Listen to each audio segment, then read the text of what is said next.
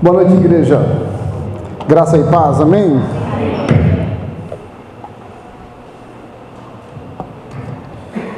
Vamos abrir a Bíblia.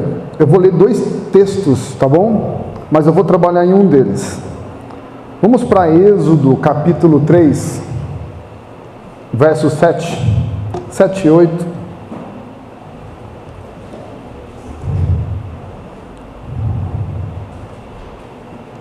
Êxodo 3, versos 7 e 8. Isso aqui é só para dar um pano de fundo no outro texto que nós vamos trabalhar.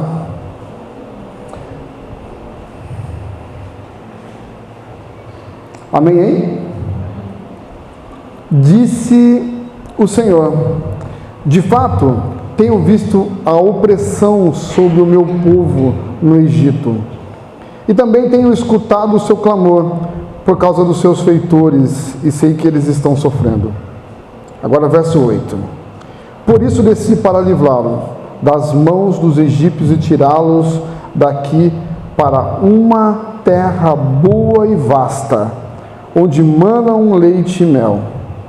Esse trecho aqui, ó. Desci para tirá-los daqui para uma terra boa e vasta, onde manam leite e mel. A terra dos cananeus, dos hititas, dos amorreus, dos fariseus, dos heveus e dos jebuseus. Agora, vamos comigo para Números, capítulo 13. Um pouquinho mais à frente, Números, capítulo 13.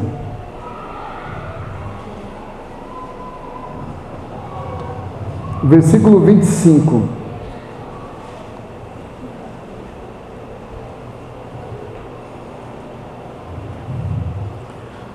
Amém. Ao fim de 40 dias, eles voltaram da missão de reconhecimento daquela terra. Eles então retornaram a Moisés e a Arão e a toda a comunidade de Israel em Cádiz, no deserto de Parã, onde prestaram relatório a eles e a toda a comunidade de Israel. E lhes mostraram os frutos da terra. E deram o seguinte relatório a Moisés: entramos na terra a qual você nos enviou, onde mana leite e mel. Aqui estão alguns frutos dela. Mas o povo que lá vive é poderoso, e as cidades são fortificadas e muito grandes. Também vimos os descendentes de Enaque. Os amalequistas vivem no Neguebe, os hititas, os jebuseus, os amorreus vivem na região montanhosa, os cananeus vivem perto do mar, junto ao Jordão. Então Caleb fez calar-se o povo perante Moisés e disse: subamos e tomemos posse da terra, é certo que venceremos.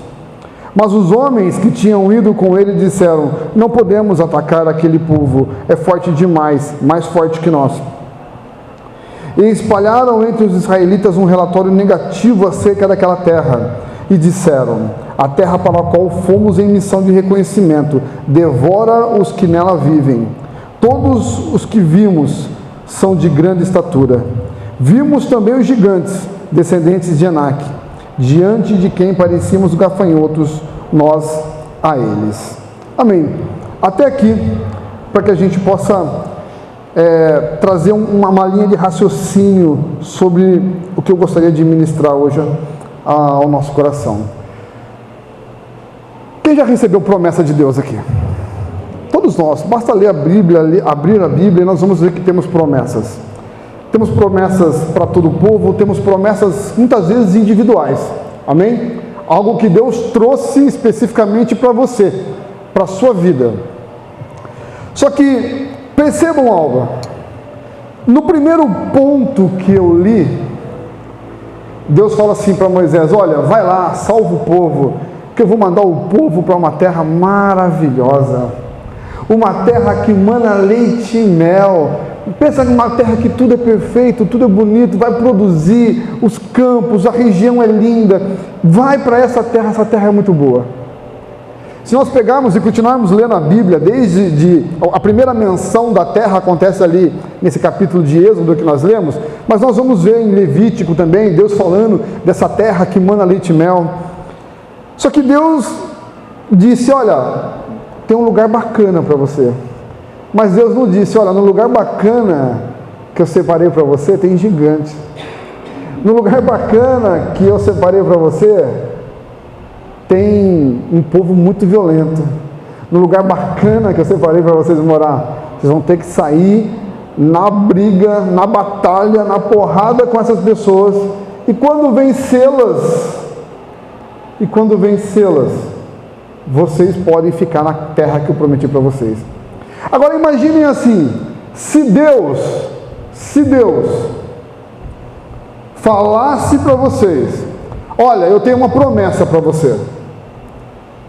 Vai fazer uma faculdade, vai para uma empresa, vai iniciar um projeto, vai iniciar um ministério, e falasse assim: olha, pode ir para tudo isso que eu estou te mandando, só que saiba que no meio de tudo isso vão aparecer desafios enormes, dificílimos, situações constrangedoras, situações doloridas. Vão ter pessoas que vão te afrontar, vão ter pessoas que vão te trair, vão ter pessoas que vão se levantar contra você.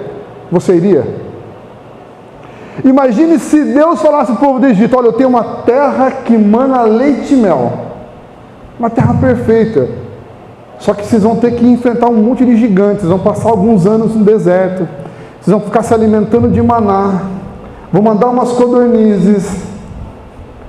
Depois de um tempo no deserto, vocês vão entrar e enfrentar todos os gigantes, todos os povos armados, e aí depois disso eu vou dar para vocês a terra que eu prometi. Você acha que o povo sairia? Então entenda que muitas vezes, na promessa que Deus tem para você, não significa que você estará isento de batalha.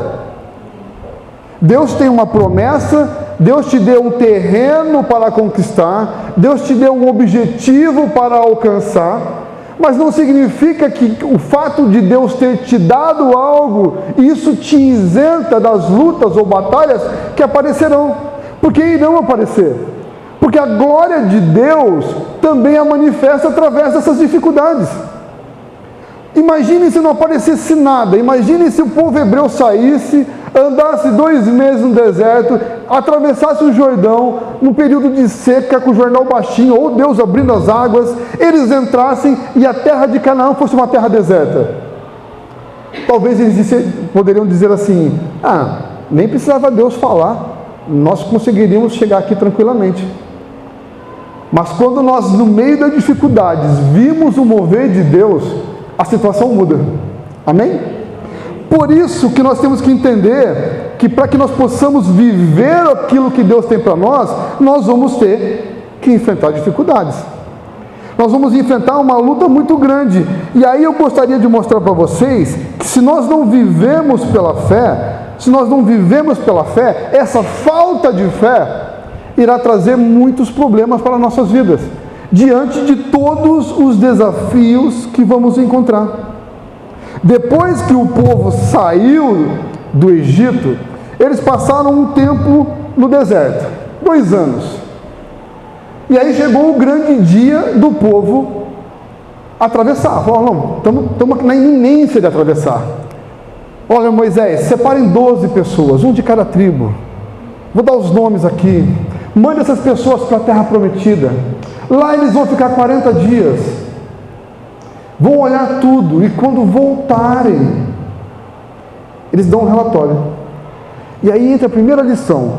A forma como você encara uma situação vai definir se você vai ter êxito ou não. Se você vai agir como um covarde ou como alguém que acredita no Senhor. Se a consequência vai ser boa ou ruim. Ele mandou 12 pessoas, amém? As 12 pessoas viram a mesma coisa, amém? Entraram na terra, os 12 viram as colheitas. Diz que eles colheram um cacho de uva que teve que ser trazido em uma vara, carregado por 2 pessoas. O lugar era fantástico. Os 12 viram gigantes. Os 12 viram um povo numeroso. Os 12 viram povos guerreiros.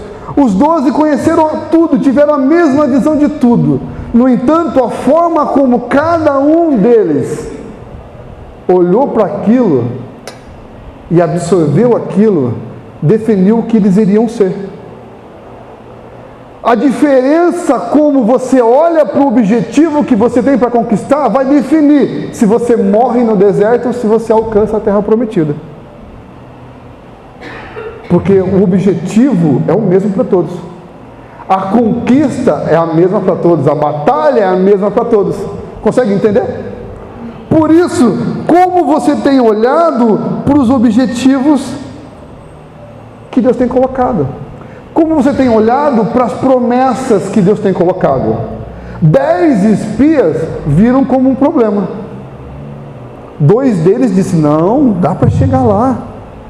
Mas qual a diferença desses 2 para os outros 10? A promessa. Se apegar na promessa de Deus. Fé naquilo que Deus prometeu.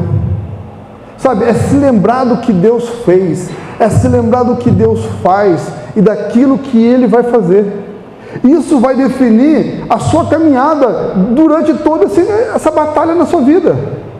Estou começando um novo trabalho. Você acha que no seu novo trabalho, só porque no primeiro dia todo mundo está sorrindo e sendo simpático com você, não tem pessoas más? Não tem pessoas invejosas? Não tem pessoas que queriam estar no seu lugar ou que não queriam que você estivesse ali para não ser um concorrente com ele? Dá para entender? Estou iniciando um ministério.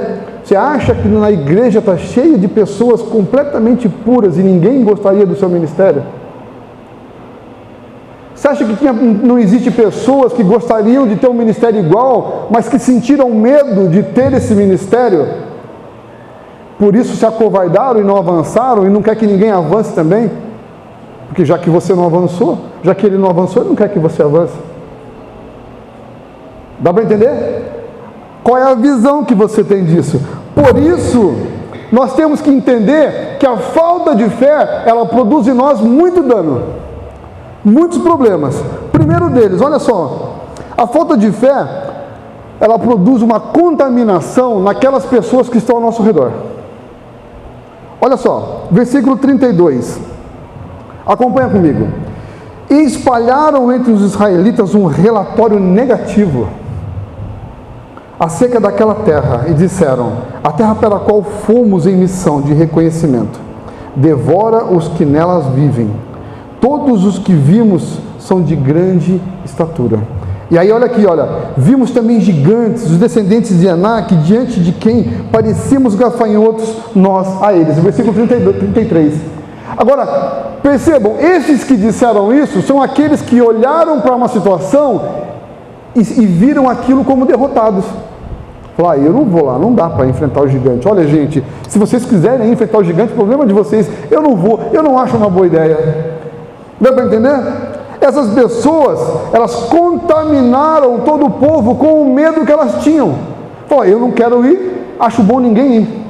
Nós podemos ser uma influência positiva ou podemos ser uma influência negativa. E essa influência vai contaminar as pessoas que estão ao nosso redor. Talvez uma pessoa que tem uma influência negativa, ela não consiga contaminar uma igreja imediatamente, mas ela contamina o grupinho que está ao redor dela, ou boa parte dele. E esse grupinho contamina um outro grupo, que contamina outro grupo, que contamina um outro grupo. E quando nós percebemos, temos uma igreja contaminada, uma empresa contaminada, uma sala de aula contaminada, uma família contaminada, porque a forma como uma pessoa decidiu olhar para aquela situação, estragou tudo. Deu para entender? Amém? Como eu estou olhando para isso? Com fé ou sem fé? A falta de fé, ela produz muitas situações, eu vou falar algumas.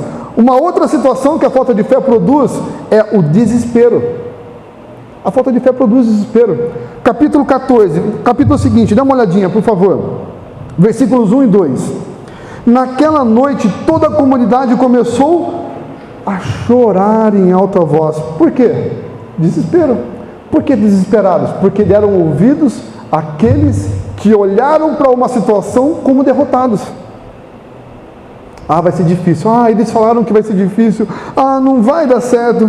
Todos os israelitas queixaram-se contra Moisés e contra Arão, e toda a comunidade disse, quem dera tivéssemos morrido no Egito, ou nesse deserto. Olha só, Pedro traiu Jesus. Amém? Entrou em desespero. A Bíblia diz que ele chorou amargamente. Qual a diferença para Pedro e para Judas? Pedro se arrependeu. Judas entrou em desespero. Qual foi o fim de Judas? Qual foi o fim de Pedro? Como eu olho, se eu deixar que o desespero tome conta, se eu deixar que a minha falta de fé me deixe em desespero, eu já estou derrotado. Provérbios 24:10 diz: se te mostrares frouxo no dia da angústia, a tua força será pequena. Se no dia da adversidade você se coloca como um frouxo, como um fraco, como um derrotado, como um bebê chorão, você já está derrotado. Agora, se você se lembra de quem você serve, para quem você vive e do que Ele é capaz, a sua postura é outra. Amém? A falta de fé, ela produz murmuração. E muitas vezes os murmuradores não percebem que são murmuradores. A pessoa, o culto nunca está bom para ela, o louvor nunca está bom para ela, o mistério nunca está bom para ela, a palavra nunca está boa para ela, porque ela só quer murmurar, ela não quer pegar nada bom, ela só quer murmurar, ela só quer reclamar. Olha só, eles disseram assim, no mesmo versículo 2, capítulo 14, quem dera tivéssemos morrido no Egito ou nesse deserto. Nada está bom. A falta de fé produz isso.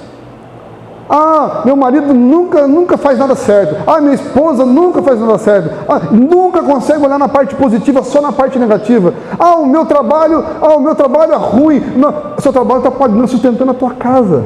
Há quanto tempo o seu trabalho é ruim? Nós só queremos reclamar, mas não fazemos nada diferente para mudar. Dá para entender?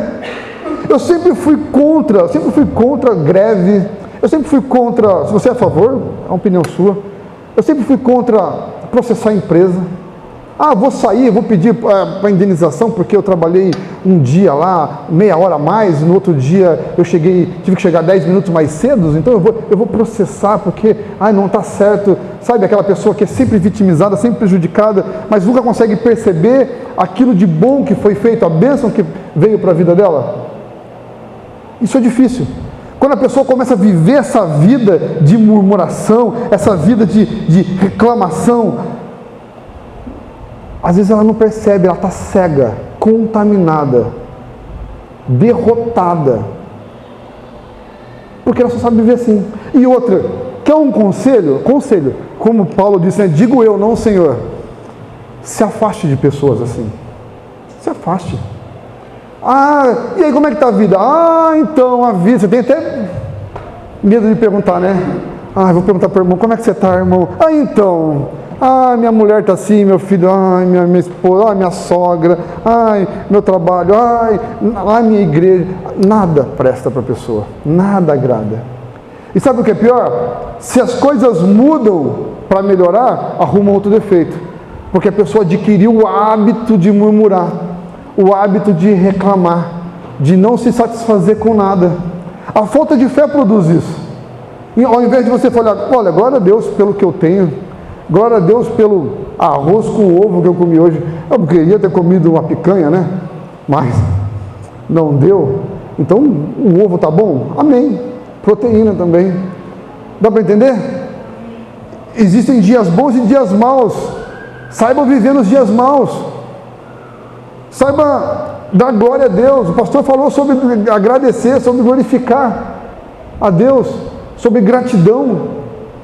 O murmurador, ele não sabe o que é agradecer. O murmurador, ele não é grato pelo dia que Deus deu para ele. Porque quando nós abrimos os nossos olhos amanhã, todo dia de manhã, sabia que Deus renovou sobre nós as suas misericórdias? Todos os dias as misericórdias do Senhor se renovam. Deus nos deu mais uma oportunidade. Deus nos abençoou mais uma vez. Deus falou assim, levanta e vai de novo. Não estou dizendo que vai ser fácil, mas vai de novo. Murmuradores não conseguem avançar na vida, queridos. Murmuradores não conseguem prosperar na vida. Murmuradores não conseguem ver Deus caminhando ao lado deles. Murmuradores não conseguem ver Deus em lugar nenhum. só na vida dos outros, porque é para reclamar. Cuidado para o diabo não ficar te cegando. Cuidado para você não ficar se tornando um crítico de tudo, um especialista de tudo, porque isso é devastador. Amém? A falta de fé, ela produz também em nós um retrocesso. Olha só o versículo 3, capítulo 14. E porque o Senhor nos traz a esta terra para cairmos à espada, e para nossas mulheres e nossas crianças, para que elas sejam por presa, não seria melhor voltarmos ao Egito? E diziam uns aos outros: constituamos um líder e voltemos ao Egito. Percebam que a falta de fé queria levar o povo de volta à escravidão. A falta de fé te faz lembrar das migalhas que você tinha e faz com que você retrocesse na tua vida espiritual, na tua vida pessoal, na tua vida profissional. A falta de fé te faz lembrar do mundo que você vivia. Falar, aquela época, e você nem percebe que você está adorando um momento que você vivia, que você estava entregue nas mãos de Satanás. A falta de fé, irmãos, é destrutivo. E se nós não nos alimentarmos constantemente com oração, com leitura, com palavra, com jejuns, nós vamos nos tornar isso. E sabe o que é pior disso tudo? Muitas vezes as pessoas se tornam tudo isso sem perceber. As pessoas se tornam um juiz de alguém, mas ela já não está mais na igreja. Ela se torna um juiz de alguém, mas ela já não tem mais ministério. E quando se fala, olha, vamos para o ministério. Não, não quero mais saber dessas coisas. Sabe, o crente que se diz crente, mas que não é mais crente. O crente que não quer mais ministério, o crente que não quer mais ir na igreja, o crente que não quer mais se envolver, o crente que não quer mais ter comunhão, o crente que não quer mais ter unidade, o crente que acha que a igreja é só ele, e que a forma como ele vive é a forma correta, está caído, e não percebeu. A falta de fé, ela nos leva a um retrocesso. Ou a gente caminha pela fé, ou a gente se lembra daquilo que Deus nos deu. Mas pastor, você não sabe a dor que eu estou sofrendo. Bem-vindo ao clube. É o único que está passando dor? Ah, estou desempregado. E acha que é o único cristão que ficou desempregado ou que está desempregado? Ah, mas estou em enfermidade. Acha que é o único cristão enfermo? Olha quantas pessoas nós temos orado por enfermidade na igreja. Só que nós servimos aquele que tem o poder e a capacidade de mudar tudo isso. Certa vez eu vi um pastor falando, ele estava com câncer, já bem avançado. Eu lembro que eu vi a fala dele, aquilo ficou muito gravado no meu coração, e eu lembro que eu chorei bastante quando ele disse aquilo, e assim, guardei no meu coração. Foi assim, eu tinha um ano de conversão, lá para 2009, foi mais ou menos, e ele estava com câncer, e a igreja orava incessantemente por ele. Era uma igreja relativamente grande, orava bastante por ele. E ele dizia assim para a igreja, logo pouco tempo depois ele faleceu. Ele dizia assim: igreja, se Deus ouvir a oração de vocês e me curar, nós veremos a glória de Deus. Se Deus ouvir a oração de vocês e não me curar, eu verei a glória de Deus. Dá para entender a diferença? De alguém que não importa a dificuldade que ele esteja passando, o deserto que ele esteja, a fé não faz com que ele se abale. Fala, se Deus, que é aquele que tem o poder de me curar, amém. E se Deus, que é aquele que tem todo o poder de me curar, ou de me ressuscitar, não quiser, e quiser que eu vá para junto dele, amém. De qualquer forma nós veremos a glória de Deus. Amém? Perdão. A falta de fé, ela produz em nós rebeldia. E quantas ovelhas são rebeldes, né, pastor? Quantas ovelhas? Olha, em 8 anos de ministério, quanta rebeldia. Versículo 6. Josué, filho de Num, e Calebe, filho de Jefoné, dentre os que haviam observado a terra, rasgaram as suas vestes e disseram a toda a comunidade dos israelitas: a terra que percorremos em missão de reconhecimento é excelente. Isso aqui Josué falando, Josué e Calebe. Se o Senhor se agradar de nós, Ele nos fará entrar nessa terra, onde manam leite e mel, e dará a nós. Somente não sejam rebeldes contra o Senhor, e não tenham medo do povo da terra, porque nós o devoraremos como se fossem pão. A proteção deles se foi, mas o Senhor está conosco. Não tenham medo deles. Irmãos, rebeldia tem a ver com orgulho, obstinação. Rebeldia tem a ver com teimosia, insubmissão. Tudo isso é rebeldia.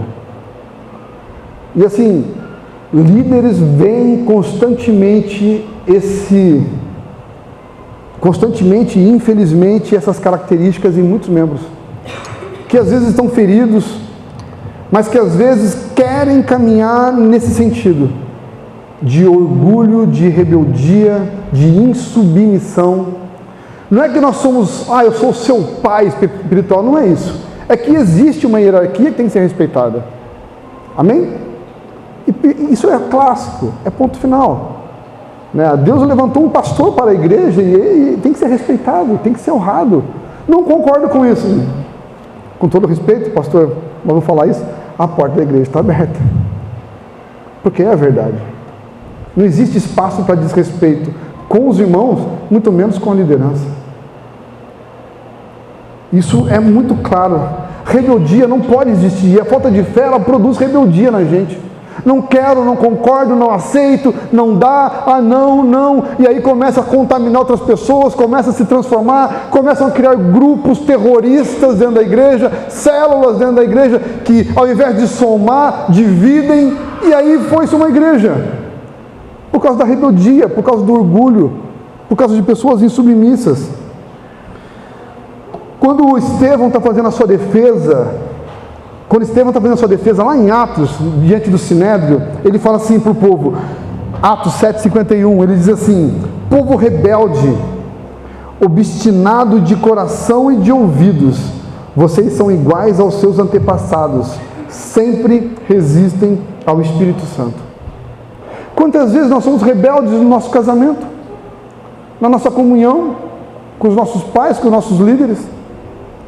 Irmãos, nós temos que orar para que isso caia por terra. Orar para que nós possamos ouvir a voz do Espírito Santo e agir de forma diferente. Para que haja transformação. Sabe quando vai haver um avivamento na igreja do Senhor? Quando nós começarmos a mudar nós mesmos. Nós queremos que venha um avivamento da vida do irmão. Mas se o irmão começar a orar direito, se a irmã começar a fazer direito... Mas enquanto o seu coração estiver duro, enquanto você estiver julgando, enquanto você for insubmisso, enquanto você não aceitar A ou B, não vai ter avivamento, porque você faz parte da unidade da igreja, do corpo da igreja. Para que um avivamento aconteça, é necessário que uma igreja inteira, não metade, não 3/4, inteira, esteja quebrantada diante do Senhor. E, irmãos, quebrantamento vem com oração, vem com busca. Não é 5 minutos de oração, é oração. É vida de oração. Dá para entender? Amém. A falta de fé, ela produz medo. Quem nunca teve medo? Não é verdade? É a falta de fé.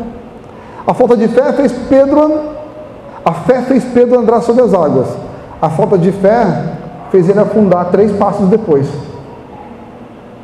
É a falta de fé. Olha só, no versículo 9, capítulo 14: somente não sejam rebeldes contra o Senhor, e não tenham medo do povo da terra, porque nós os devoraremos como se fossem pão. A proteção deles se foi, mas o Senhor está conosco. Não tenham medo deles. O rebelde, ele tem medo. O rebelde, ele é insubmisso. O rebelde, ele não quer enfrentar. O rebelde, ele acaba ficando covarde. Mas aquele que tem fé, olha para Caleb: nós os devoraremos como se fosse pão. Olha isso. Caleb está falando assim: Senhor, é só falar para eu ir que eu vou para cima, eu creio na tua palavra e eu vou guerrear sobre a tua palavra, eu vou avançar sobre a tua palavra. Você já orou pela sua família, pela palavra do Senhor? Com ousadia? Sabe aquela oração? Não sei se vai dar certo, mas orar com vontade. Não é fazer cara de fé, não é isso que eu estou falando. Fazer aquela cara de... Não é essa a questão, não. Mas é tomar posse da palavra de Deus e falar assim: Deus está falando isso e eu vou andar sobre isso, sobre aquilo que Deus está falando. E se Deus está falando para eu impor a mão sobre minha mulher, sobre meu filho, sobre meu marido, eu vou impor as mãos. E eu vou orar. E eu vou repreender. Um dia nós estávamos aqui num culto de casais. Culto de casais, né? Estava tendo aqui um encontro de casais aqui, um sábado, e o Luca tinha ficado em casa. E aí o Luca fala assim: pai, tem alguém aqui em casa.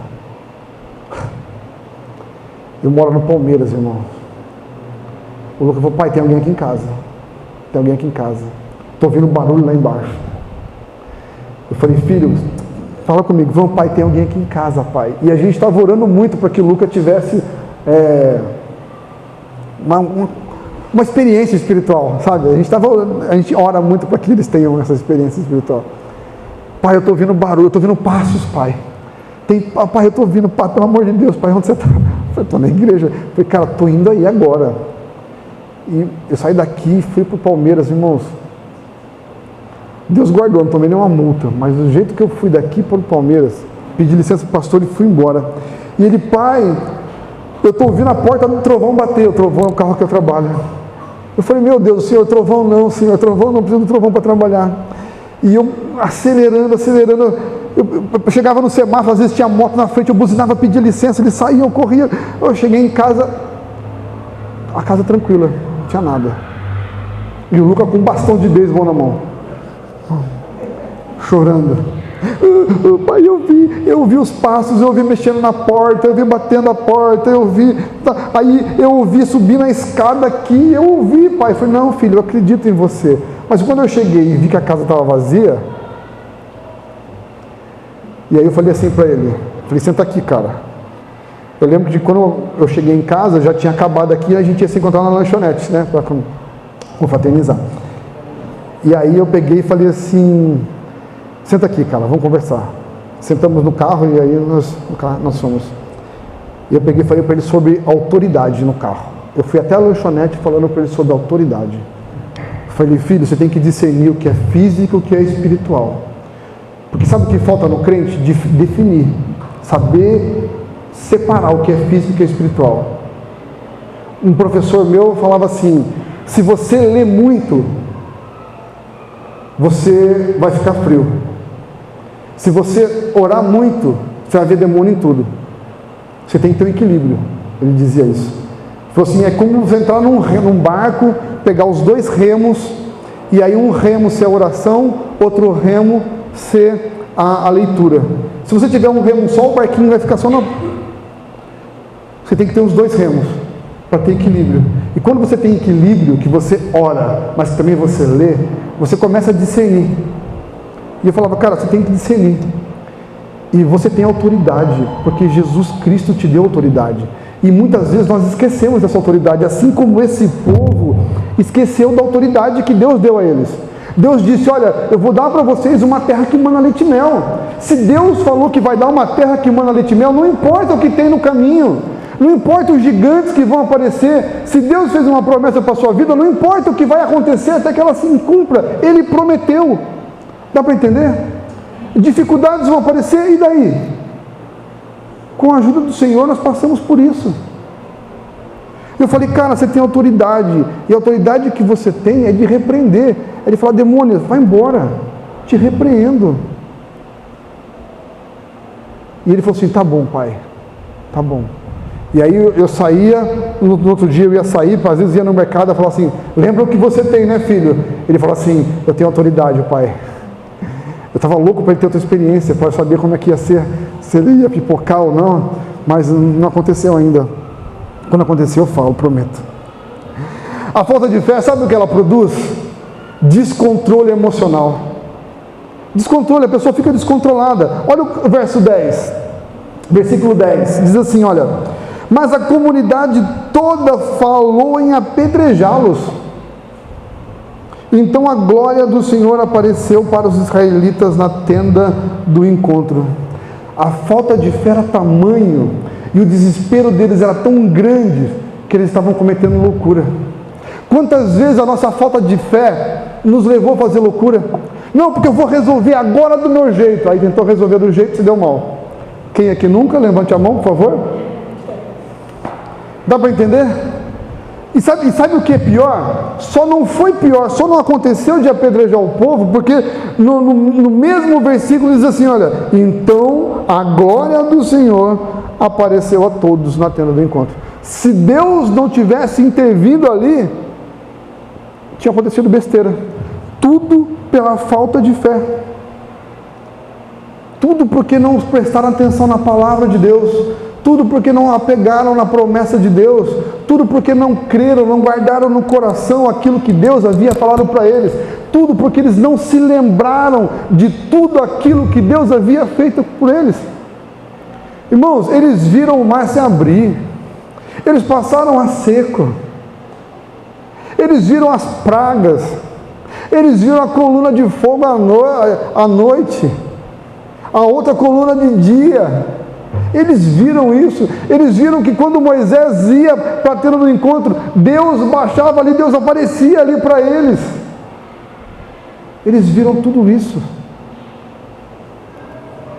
E se esqueceram. Nós nos esquecemos também. A falta de fé, ela produz cegueira espiritual.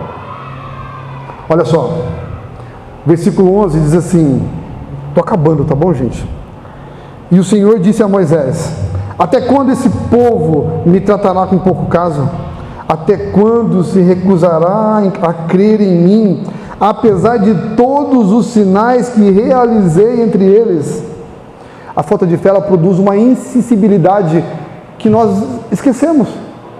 Sabe, talvez você esteja reclamando de algo hoje e tenha se esquecido que há 2 semanas atrás Deus te abençoou. E há 2 semanas atrás você deve ter dito, glória a Deus, porque o Senhor fez isso por mim. E aí você se esqueceu, mas hoje está reclamando. Será que nós temos amnésia ou nós somos mimados? E não queremos absorver, não queremos compreender aquilo que Deus tem para nós? Será que nós achamos que Deus é um mordomo nosso? Ai Deus, semana passada o Senhor abençoou, não vai abençoar essa semana? Semana passada o Senhor fez, não vai fazer essa semana? Semana passada o Senhor me presenteou, não vai presentear essa semana? A falta de fé nos deixa cegos espiritualmente. Aí alguém conta para você uma experiência que teve, você fala, não acredito. Você não é obrigado a acreditar, mas a falta de fé te ajuda a não acreditar em muita coisa, inclusive naquilo que é bíblico. A falta de fé também, ela produz em nós um castigo divino. Sabe por quê? Chega um momento que a nossa falta de fé nos levou para tão longe de Deus, que Deus tem que ser pedagógico. Deus fala, eu preciso trazer de volta. Eu preciso fazer ele ou ela compreender que o caminho que eles estão seguindo está errado. Eu preciso abaixar a moral deles. Eu preciso amassar, quebrar esse vaso e reconstruir. Olha o filho pródigo. Pai, me dá metade daquilo que eu tenho, porque eu quero ir embora. Eu vou para um lugar que eu acho que é melhor do que aqui na tua presença. Eu vou viver de uma forma que o Senhor não quer que eu viva aqui, então eu acho que viver dessa forma é melhor lá. E eu quero aproveitar de tudo que o mundo pode me oferecer, porque só se vive uma vez. E aí ele foi. E o pai deixa aí. Você fala assim, eu vou embora e não volto, não vou voltar para a igreja? Pai. Assim como o Jonas foi para outro caminho. Mas aí depois vocês sabem o que aconteceu com Jonas. E aí o pai tem que tratar você, tem que me tratar. E para tratar, ele quebra. Quebrar dói. Não é?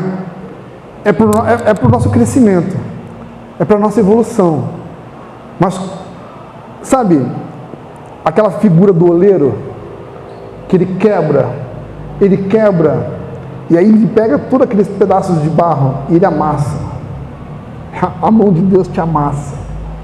Aí o oleiro bate na tábua, pega de novo, amassa, até ele achar que a massa está boa, para começar a modelar de novo.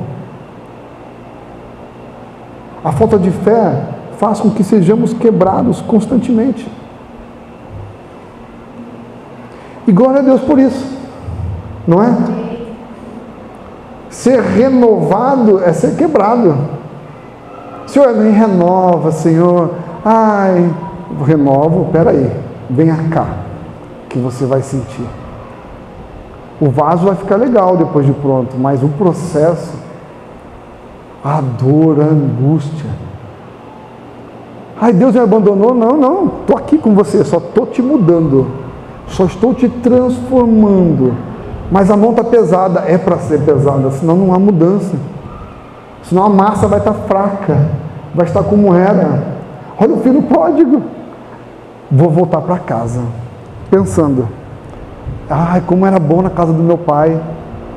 Há uns dias atrás não era bom, né? Agora, ai, como era bom. Nossa, os empregados do meu pai comiam bem, não estou comendo nada aqui. A companhia de todos, a presença do meu pai comigo, como era bom. E Deus ali, ó, amassando ele, quebrando ele. Acho que eu vou voltar. O Espírito Santo falando, vou voltar, cara, volta, porque tá feia a coisa. Tá bom, vou levantar, sacudir a poeira e eu vou voltar. Onde estava o pai quando ele começa a voltar? De longe olhando, olha lá, meu filho está voltando. Foi quebrado, moído, está sendo refeito, está voltando, restaurado. A falta de fé ela pode nos levar para longe, mas a misericórdia de Deus nos traz de volta. A falta de fé pode nos fazer pecar contra Deus, mas Cristo na cruz faz com que o nosso pecado seja remisso. Quando confessamos. Talvez Deus esteja louco de vontade de te dar um abraço, porque você talvez esteja vivendo numa insubmissão, numa rebeldia, num orgulho, porque talvez você esteja com medo, porque talvez você esteja murmurando, porque talvez, sei lá, você está entrando em desespero, e Deus quer falar com você. Quanto tempo você não ouve a voz de Deus? Quanto tempo Deus não fala com você? E você se portando como crente, que a Bíblia está aqui, então, mas não tem ouvido a voz de Deus. Porque o coração está duro e não tem buscado, não tem quebrantado, não consegue se quebrantar, não consegue ficar em silêncio 5 minutos, não tenho tempo. Irmãos, todo mundo tem 24 horas, irmãos. Nós temos, nós não queremos, é diferente. Se você não tem tempo para algo ou para alguém, é porque esse algo ou esse alguém não é prioridade para você. É simples, é básico. Se você não tem tempo para algo ou para alguém, se não tem tempo para alguém, ou se você não tem tempo para fazer algo, é porque isso não é prioridade para você. Não tenho tempo para orar? Tem, só não é prioridade. Dá para entender?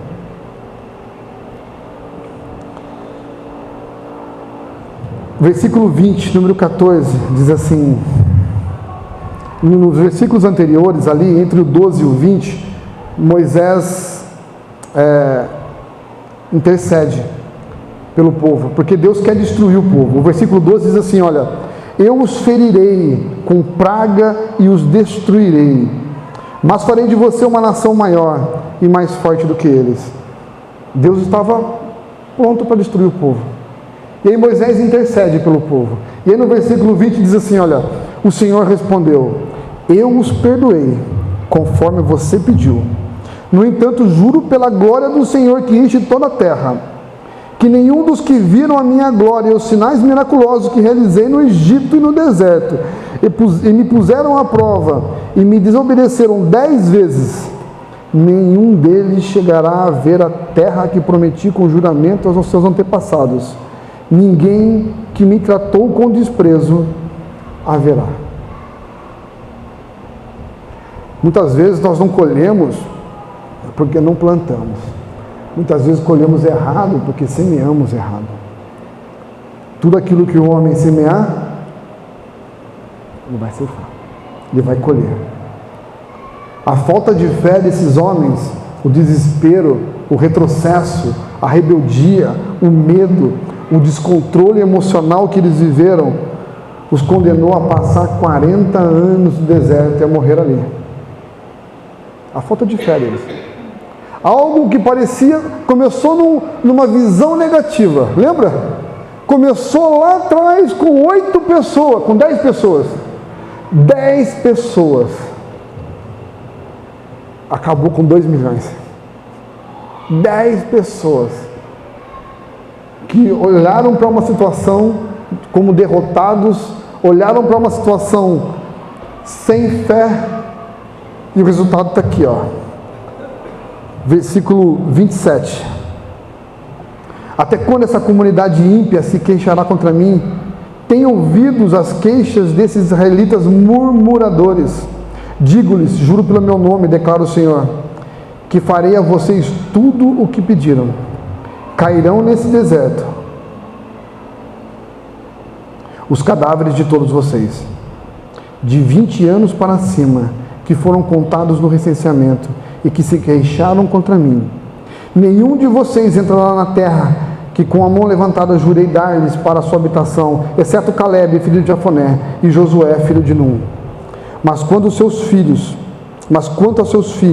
sobre os quais vocês disseram que seriam tomados como despojo de guerra, eu os farei entrar para desfrutarem a terra que vocês rejeitaram.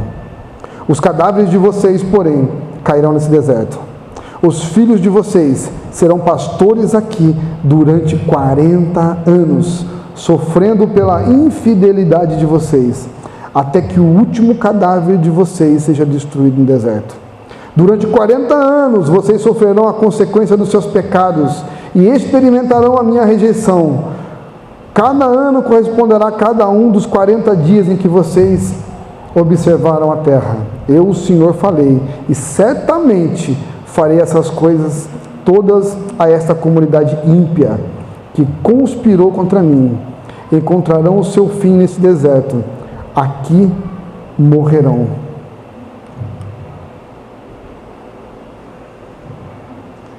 Final triste, né? Que começou com 8 pessoas que estavam sem fé, que olharam para uma dificuldade e não observaram aquilo que Deus tinha de melhor, que olharam para a adversidade e não se lembraram das maravilhas que Deus fez, que oraram para as dificuldades e não entenderam que Deus estava com ele, que a falta de fé fez com que tudo isso acontecesse. Que a tua fé possa te levar mais longe, que a tua fé possa te fazer conquistar aquilo que você almeja, que a tua fé possa te fazer ver e viver coisas com Deus que você até hoje nunca tinha vivido. Mas lembre-se, Deus não vai falar para você dos gigantes que tem no meio do caminho. Deus não vai falar das cidades que você tem que conquistar até que você alcance a promessa. As batalhas fazem parte do currículo. As batalhas fazem parte da história, do cronograma de Deus. da pedagogia de Deus, para que você entenda que aquilo tudo só foi possível porque a presença do Senhor estava com você. Está difícil? Continua, não tenha medo. Está doendo? Seja forte. Está com medo? Seja corajoso. Mas continua, porque a terra prometida está logo ali. Está logo ali. E se não murmurarmos, se não formos rebeldes, nós vamos herdá-la. Às vezes eu fico imaginando a cara de Josué e de Caleb, quando Deus falou, vocês vão ficar 40 anos aqui. Aí Caleb olhando para o povo assim, não falei? Não me ouviu? Foi ouvir esses mané aqui? Não é? Que haja mudança em nossas vidas, que haja mudança em nossa postura, que haja um desejo de buscar ao Senhor, que haja um desejo de se consagrar ao Senhor, que nós possamos falar, Senhor, deixa eu me ver, para que eu entenda se eu estou sendo rebelde, se eu estou fraco, se eu estou sem fé, se eu estou vacilando, se eu estou sendo rebelde. Mostra para mim. E quando Deus mostrar para você, seja humilde para reconhecer. Como Davi foi, quando o profeta Natan disse, olha, esse homem é você. Esse homem é você, Davi. E Davi, puxa, sou eu. No mesmo momento, Davi reconheceu, não sou eu sou esse homem. Crê nisso? Fica em pé.